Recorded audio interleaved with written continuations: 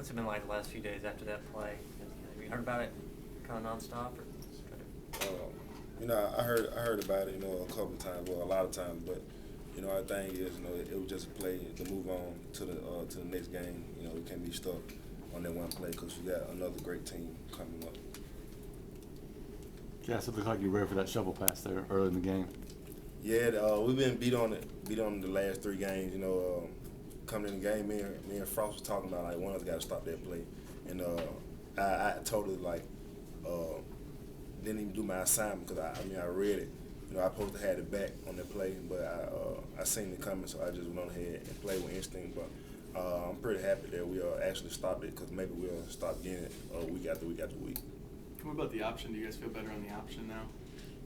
We know when we're gonna get the option, and this team's go to when we in back front, and we practice it all through the week, so I feel like we're pretty good on it. So what does Ellis Johnson say when you don't do your assignment but make a great play? Is he happy about that, or what happens there? I feel like there's not very much he can say, but he really don't say a lot, and he tells us to play inside the scheme, so as long as we make play inside the scheme.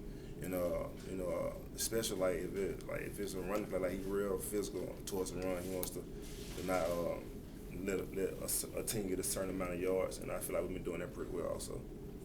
Did you and Chris come in kind of fired up to make the linebackers a bigger strength of this team than they had been regarded as the last few years?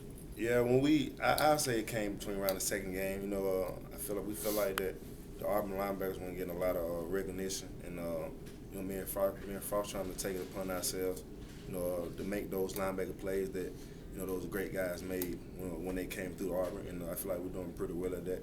We take us being on the field at the same time is pretty serious. We feel like when we're on the field at the same time, we got a great chemistry, and when I'm wrong, he made me right, and when he's wrong, I make him right, and I feel like that's how I got to be. You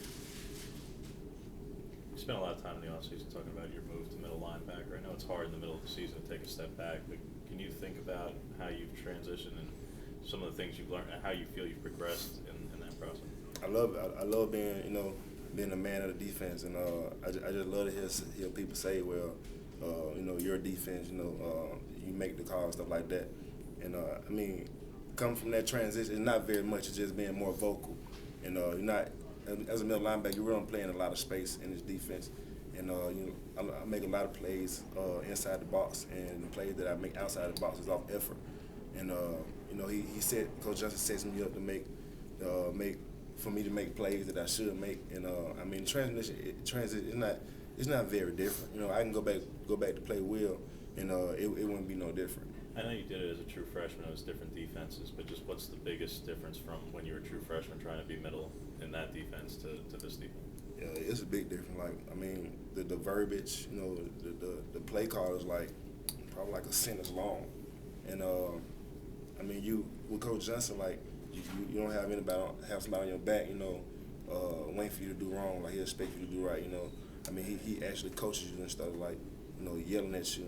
He makes you feel comfortable. He makes you feel like it's all right to mess up.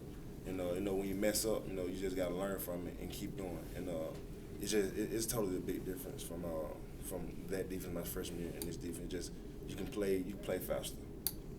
What's the key to the improved pass rush Saturday? Was it individual play? Was it the schemes you guys were running? Pass rush. Mm-hmm. We found out something that they couldn't handle, and we went with it.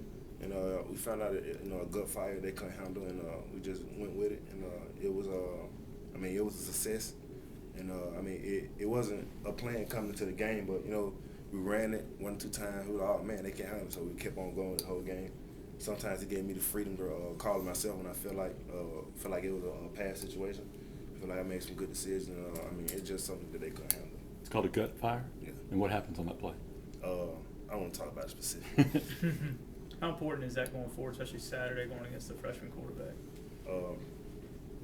We get into the game plan today, so I really don't know much right now, but I'm pretty sure we're gonna pressure, trying to make like another LSU game. Put pressure on the quarterback. Sorry, when you're on that play, when you and Chris are both blitzing in the A-gaps, how often would you say it is that, because you both pursued it afterward and obviously made the play that happened, but how often do you say that you are able to make a play in pursuit after blitzing in the A gap on a play like that? Anytime. I mean, Is it pretty rare that you're able to actually get back and make a stop when you're supposed to be? yeah. I mean, on plays like that, it's all about what you see. You just got to play with your eyes. That's basically what we did.